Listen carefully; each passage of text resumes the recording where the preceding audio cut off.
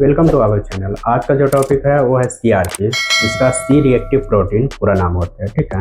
ये लीवर के द्वारा बनता है, ठीक है। बीमारी के अगेंस्ट में अपना लीवर तैयार करते हैं। सीआरपी स्पेशली इन्फ्लामेशन या कोई मेजर इन्फेक्शन उस सब के केस में हाई देखने को मिलते हैं। इन्फेक्शन के मामले में इसका फास्ट सर्विस है, क्योंकि इन्फेक्शन हुआ अगले 6 घंटे बाद से बढ़ना स्टार्ट हो जाएगा। प्रिस्क्रिप्शन में सीआरपी और वीएसआर दोनों लिखे रहते हैं, ठीक है। दोनों का मतलब है कि एक है जो क्रोनिक पता करेगा, एक है जो एक्यूट पता करेगा, ठीक है। तो इन्फेक्शन का दोनों वो देखना चाह रहा है कि पहले से कितना दिन से इन्फेक्शन है और प्रेजेंट में कितना ज़्यादा वो हाई हो गया। क्योंकि सीआरपी जो है अगर सीवियर कंडीशन में आते हैं, ठीक है, बैक्टीरियल या वायरल कोई होते हैं तो काफ़ी ज़्यादा हाई हो जाते हैं। और ईएसआर है वो स्लो बढ़ा हुआ था, उतना कुछ हाई देखने को मिलते नहीं उस कंडीशन में। और ईएसआर के बारे में अगर डिटेल में आपको जानकारी चाहिए तो हम पहले से वीडियो बना चुके हैं, ठीक है। आप वीडियो को कम्प्लीटली वॉच कीजिए, आपको रिपोर्ट तक आपको पढ़ना बताएंगे। थोड़ा सा बढ़ेगा, माइल्ड होगा, थोड़ा सा बढ़ेगा, मतलब थोड़ा सा पॉजिटिव आएगा। और यही सेवियर होते हैं, ठीक है। तो काफ़ी ज़्यादा बैक्टीरियल या वायरल सेवियर कंडीशन होते हैं तो काफ़ी ज़्यादा हाई देखने को मिलता है, ठीक है। क्या एक और अच्छी बातें हैं कि जैसे पेशेंट का बीमारी ख़त्म होते हैं सीआरपी निगेटिव हो जाते हैं। तो टेस्ट स्टार्ट करते हैं स्टेप बाय स्टेप, और रिपोर्ट भी आसान भाषा में डिटेल में जानकारी देंगे।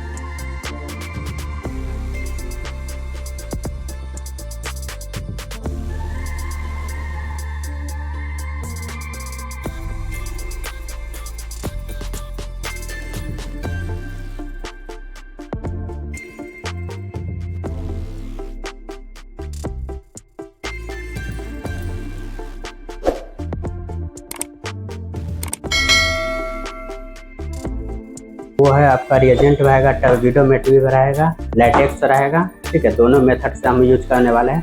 इसमें एग्लूटिनेशन देखेंगे, इसमें वैल्यू देखेंगे क्वांटिटेटिव, ठीक है। और जो टेस्ट करने के लिए जो हम लोग वायल यूज करते हैं वो होता है जेल ट्यूब बोलिए, प्लेन वायल बोलिए, सीरम सेपरेट वाला वायल बोलिए, ठीक है।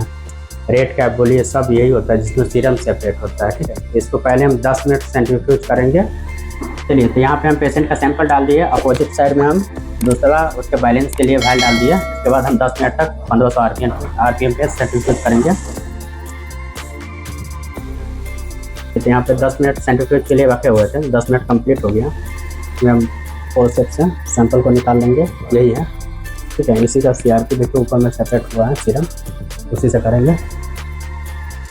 ये रह गया आपका सैंपल, हर बार की तरह कैलिब्रेट करेंगे, इसके बाद टेस्ट लगाएंगे। अभी हम जो सीआरपी कर रहे हैं वो टर्बिडोमेट्री मेथड से, ठीक है। तो यहाँ पे रिएजेंट हो गया R1 R2, एक कैलिब्रेटर होता है इसमें, ठीक है। और यहाँ पे हम मशीन में जाएंगे, में पहले हम पूरा चीज़ मिलाएंगे। यहाँ पे देखिए इसके लिटरेचर के हिसाब से होना चाहिए, ठीक है। यहाँ पे हम टोटल चीज़ देख पा रहे हैं, 2 पॉइंट है, 2 पॉइंट लिखा है, ठीक है। 540 है, 540, 530 से लेकर 550 के बीच में होना चाहिए, ठीक है। यहाँ पे 546 है, ठीक है। टोटल चीज़ हम मिला रहे हैं, सब चीज़ ठीक है। उसके बाद सब कुछ ठीक है। इसके बाद हम हर बार की तरह पहले कैलिब्रेट करेंगे, ठीक है। कैलिब्रेट करने के लिए हमारे पास एक हो गया स्टैंडर्ड के लिए ले लिए, उसी स्टैंडर्ड को एज ए सैंपल वन करेंगे। इसके बाद ये पेशेंट का है, ठीक है। यहाँ पे ब्लैंक का ऑप्शन नहीं आता है, इसमें सीआरपी में ब्लैंक नहीं आता है, ठीक है। तो पहले हम इसका प्रोसीजर देखेंगे। तो देखिए यहाँ पे प्रोसीजर में क्या दिया है।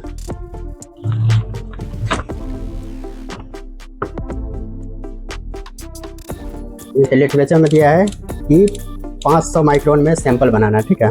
500 माइक्रोन बनाने के लिए इसमें लिटरेचर में दिया कि R1 जो है, देखिए ना, R1 जो है जिसको बोलते हैं डाइल्यूट, तो इसको हम लेंगे 450।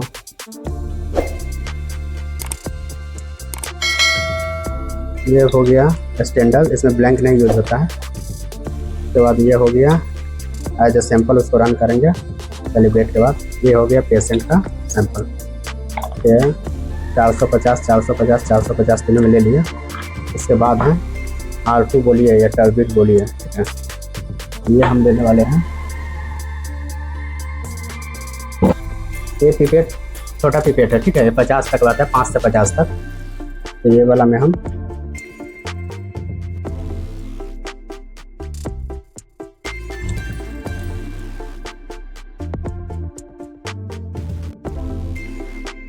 R1 R2 दोनों सैंपल लिया गया।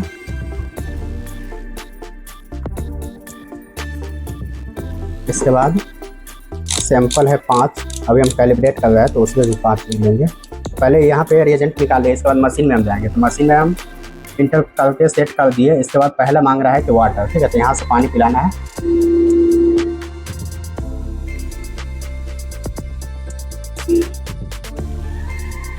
यही छोटा सा देखिए कैलिब्रेटर है, यही छोटा सा कैलिब्रेटर है, रेडी टू यूज है, बना हुआ है, ठीक है। इसको डायरेक्ट कैलिब्रेटर के तौर पे हम यूज करने वाले हैं। तो पहले देखिए मशीन में अभी मांग क्या रहा है कि स्टैंडर्ड, इसी को स्टैंडर्ड भी बोलते हैं, कैलिब्रेटर भी इसी को बोलते हैं। तो यहाँ पे 450 हो गया। इसके बाद कैलिब्रेटर जो है वो 5 माइक्रोन बोला है। देखिए यहाँ पे हम सेट किए हुए 5 माइक्रोन। तो बाहर का चीज़ है उसको हम पूरी तरह से साफ कर देंगे। और ये सेंसिटिव जांच होता है, तो इसके लिए जो इसका यूज करने वाले हैं, एलिकोट भी यूज कर सकते हैं और टेस्ट ट्यूब भी यूज कर सकते हैं, बस वो स्टेराइल होना चाहिए, पहला बार यूज होना चाहिए।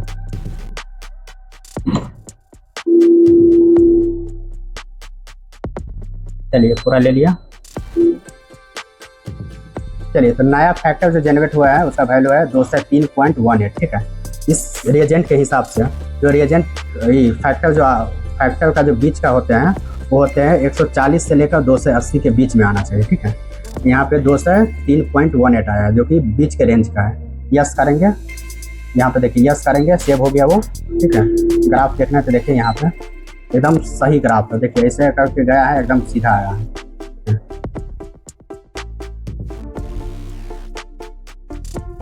एकदम सही ग्राफ है, ठीक है। चलिए तो अब इसको एज ए सैंपल बंद करेंगे। इसका वैल्यू देखिए, इसका वैल्यू कॉन्सेंट्रेशन कितना है, 60 mg पर लीटर है। तो इसके आसपास आना चाहिए, 5 आगे पीछे चलेगा।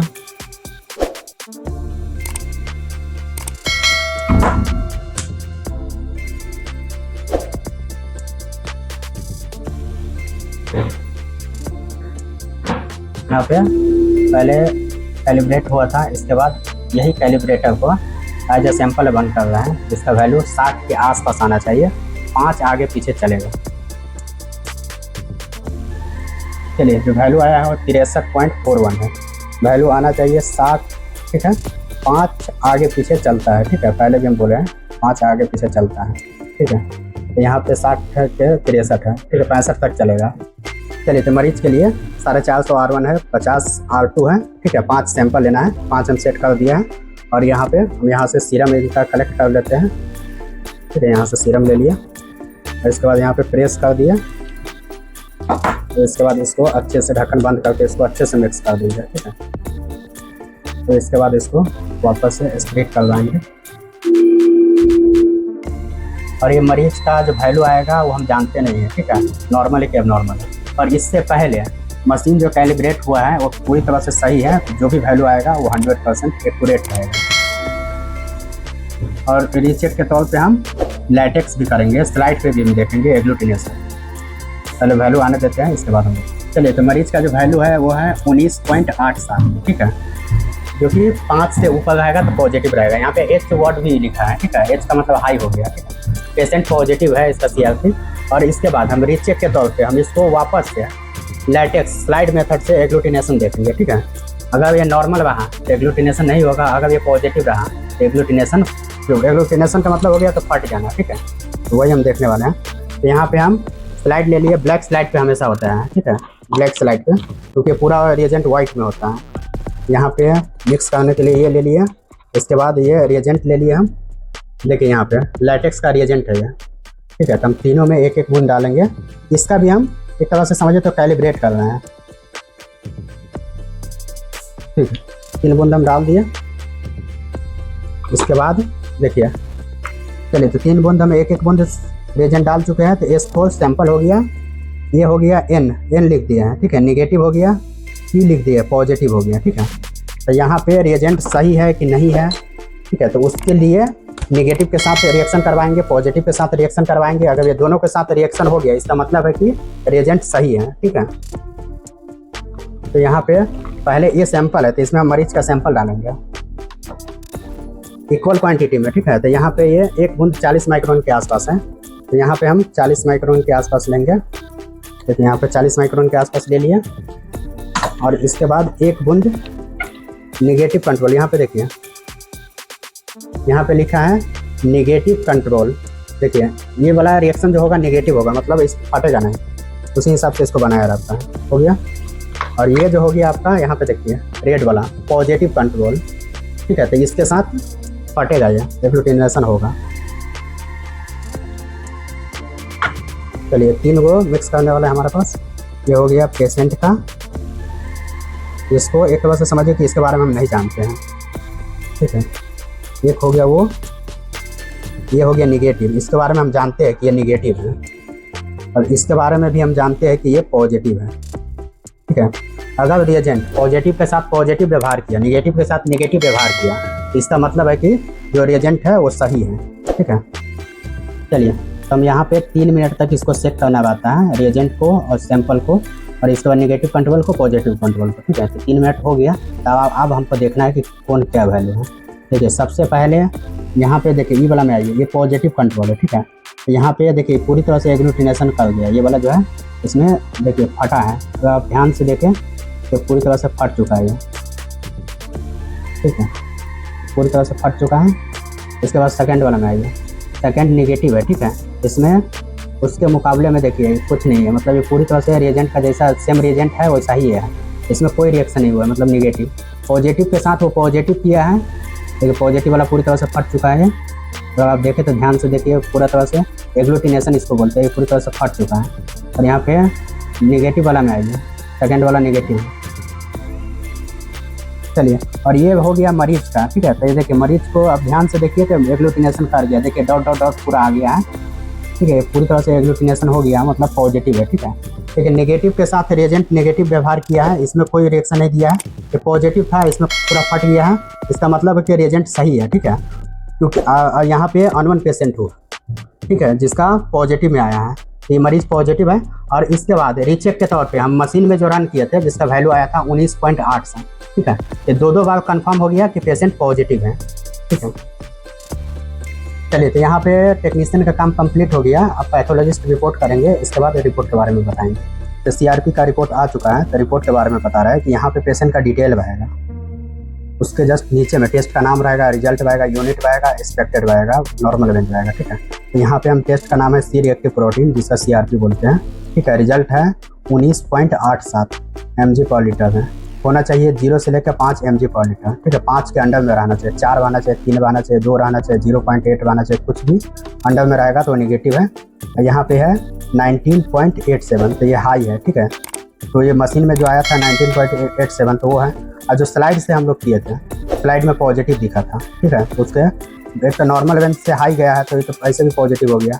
और सेकंड हम स्लाइड से किए थे तो वो है पॉजिटिव है, ठीक है। तो पेशेंट पॉजिटिव है, सीआरपी इसका बढ़ा हुआ।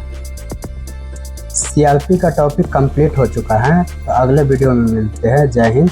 और हमारा ESR का पुराना टॉपिक है जिसमें आप देख सकते हैं ESR का डिटेल में जानकारी दी है।